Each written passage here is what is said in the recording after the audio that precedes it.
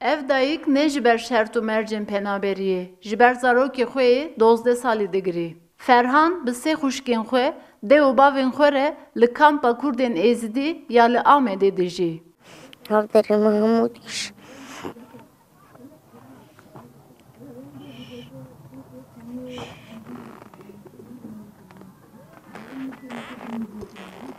Ji ber nexweşiya sîrozê kezeba Ferhan av digire û zikê wî diwerime. Ger Ferhan neyê derman kirin dibe ku bi pençeşerê bikeve û jiyana xwe ji dest bide.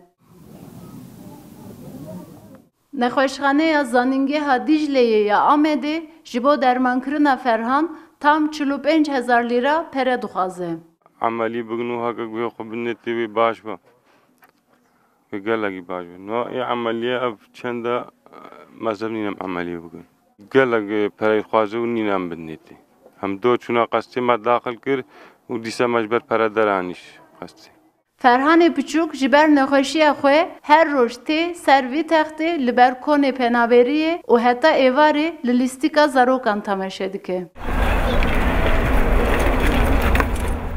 وقت لیزن زاروک تینا دیری و لیزن فرحان گرید نکارت هر تنیفوان و زارو حنک خوابه بکن بجن پاچها و زکی تی مزنا و عمری تا 11 ساله تنکاری بی مکتبی تنکاری بی نیم ما زاروکا حن گرید تا مالی گرید و قعرات خود درجه و سکری رابن Hin xêrxwaz hewl didin Ferhan derman bikin lê ji ber ku nexweşxane zêde pere dixwaze ew nikarin ji binê vî barî derkevin.